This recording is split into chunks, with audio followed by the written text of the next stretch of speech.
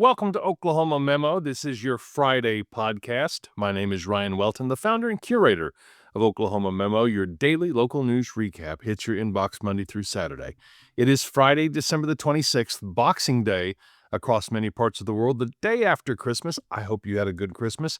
I had a very good one, but an interesting one, and I'll tell you how. So I've gone through back-to-back colds. Toward the end of November, I got a cold.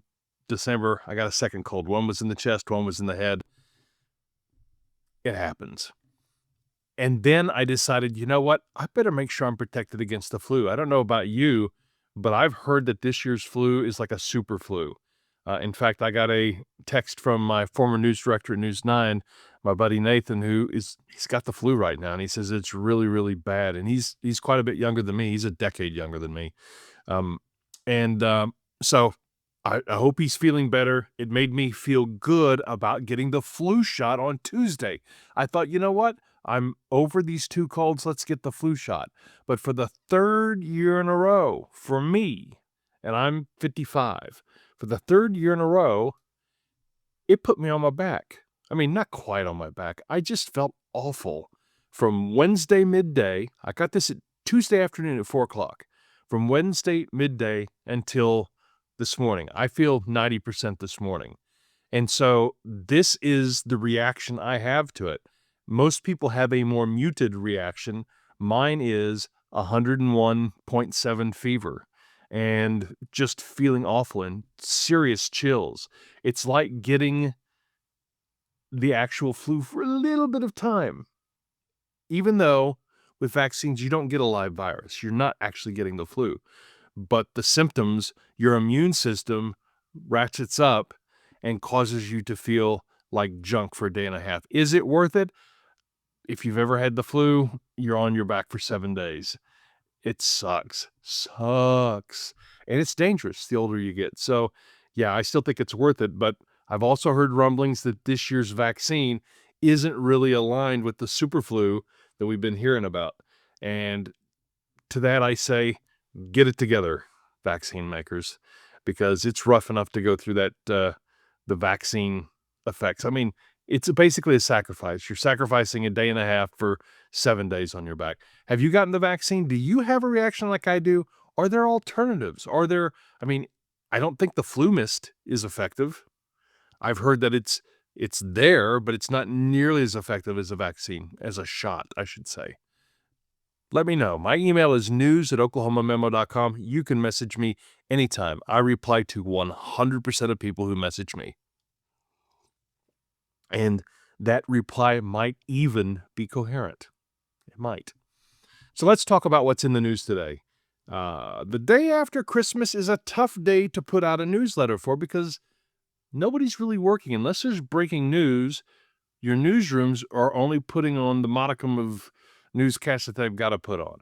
So there's not a lot of fresh headlines from the newsrooms that I typically feature in Oklahoma Memo, but I did pick a story from Oklahoma Watch and Jake Ramsey, who focuses a lot on housing and the unhoused, and he writes about a program that is happening, I believe, in Broken Arrow. Let me just double check this. Yes, at Vanguard Academy High School in Broken Arrow.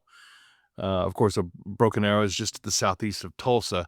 And they've put together a program to help people understand homelessness. That homelessness is not a personal failing, but could happen to anybody. Most people are only a couple, 3 checks max away from being homeless, depending on what your situation is. But this story documents Reese Hundley. And, well, I'll just read you the lead here. Years ago, Reese Hundley learned firsthand what it felt like to be homeless. After finding black mold in his rental property, Hundley packed up and left the property with his wife and their child. And during that time, Hundley and his family stayed with relatives, but the emotional stress of not knowing where they would live opened Hundley's eyes. Homelessness was not a personal failing. It could happen to anybody. He said, "It stuck with me how easy it was for people to become homeless," Hundley said. "Every single one of us is one event away from homelessness." And I want you to think about that because it's so true. One event, one diagnosis, one natural disaster. And so Hundley's now a teacher at Vanguard Academy, and Jake Ramsey from Oklahoma Watch documents this program, this class, this lesson that Hundley has put together. Hundley was matched up with a representative from something called the City Lights Foundation of Oklahoma, a nonprofit homeless support group who visited the school and spoke with students about ways to prevent homelessness. And feeling inspired by that organization and his own personal experience, as Ramsey writes, Hundley approached Vanguard with an idea. Ultimately, he wanted students to learn about the reality of homelessness while helping create solutions. That's from the Oklahoma Watch story, a story that I hope you'll go look at oklahomawatch.org. Jake does a really, really good job in covering the homelessness epidemic in Oklahoma. And I made that the lead today because I think Christmas is a time when we need to remember the less fortunate. If you're thinking about Christmas as being the birthday of Jesus, Jesus was the first and ultimate social justice warrior, absolutely was, and mercy and compassion for those who have less and who are unhoused would absolutely be top of his list, period, full stop. Other stories that are in Oklahoma Memo today, I included. Tulsa Flyer does a good job with this. There are some other publications that do a decent job with this, but Tulsa Flyer is consistent. 5 ways to spend your weekend in Tulsa, December 26 to 28. And their entertainment editor, Tim Landis, puts that together, and I include that in the Oklahoma Memo. But I hope that you will go visit the Tulsa Flyer website and check it out on their site too. Some national links developing. You may not have heard about it yesterday, but President Trump has launched a strike on Nigeria against ISIS terrorists who are accused of killing Christians. I'm sure it happens. I'm sure it's a righteous effort, but I'm not really sure what the underlying motive is there outside of that. So that happened yesterday. More about that will be coming out in the news today. Remember, Fridays are about the Friday news dump. So if you're looking for scandal, if you're looking for news that's really to the heart of things that concern you about government in particular, look for things that get released at 3, 4, and 5 p.m. on Fridays, all right? But this isn't it. I'm seeing right now on CNN the National Guard troops are headed to New Orleans ahead of New Year's Eve. The Supreme Court told President Trump that he couldn't send national groups into Chicago. They didn't say that he couldn't send them to New Orleans, so I'm sure he'll test that. But that attack on Nigeria is something worth watching today. In the northeast part of the United States, if you are coming back from New York, coming back from Boston, or heading out there for maybe you're going to Times Square for New Year's Eve. Well, there's a major winter storm predicted to bring snow. In fact, I'm going to actually watch some coverage of that this afternoon. They're expected to get blasted up there in the New York City area. That story from ABC News. But on the West Coast, our friends and my aunt-in-law, Becky. She's Becky.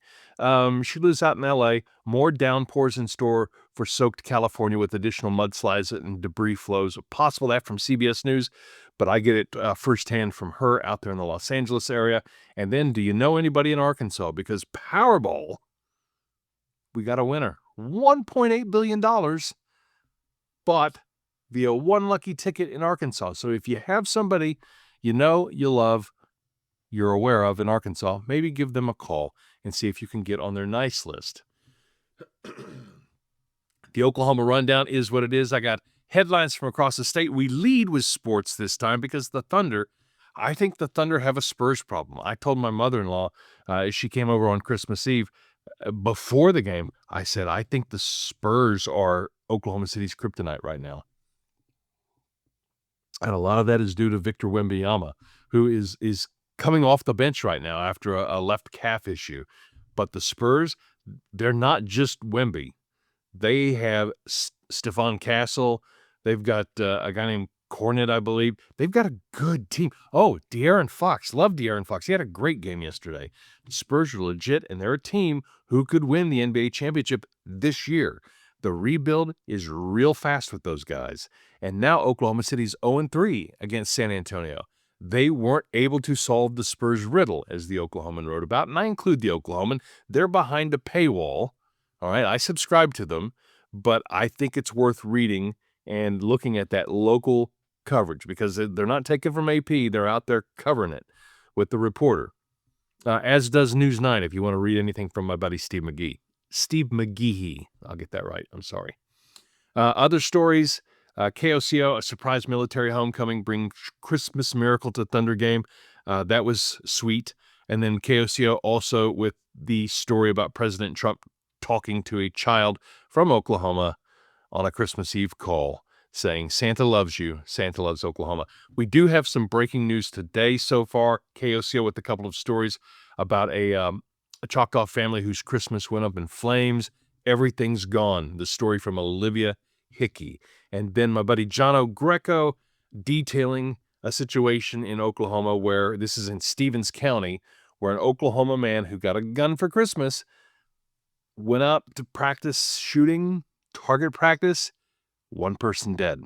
So that's a Christmas tragedy there. And then a feature I want to point your attention. This will be in the Saturday newsletter. You can subscribe to Oklahoma Memo at oklahomamemo.com/subscribe. But News 9 and Victor Posadas has a feature, Oklahoma's Year in Review, 26 events worth putting on your calendar for next year, for 2026. Really, really, really well done. So if you're looking ahead to the new year, check that out. But as for me, it's time to clean house. We got boxes everywhere. This is a shirt my wife got me for Christmas. I love it, from Sonoma. It makes me want to go out there and find other shirts from Sonoma. I love the way the collar sits. It's comfy. It gives me that Hallmark vibe. I should be a logger from another city coming in. And anyway, I'm going off on a tangent. If you're here at the 12-minute mark, you deserve a reward. And I hope that reward is a fantastic day for you. I appreciate you watching this Oklahoma Memo video, listening to the Oklahoma Memo podcast. What you could do for me? Leave a comment, leave a like, subscribe to the channel, or leave me a 5-star review. That helps the podcast get discovered in the algorithm. Helps me a ton. Until tomorrow or the next time I record. Good day.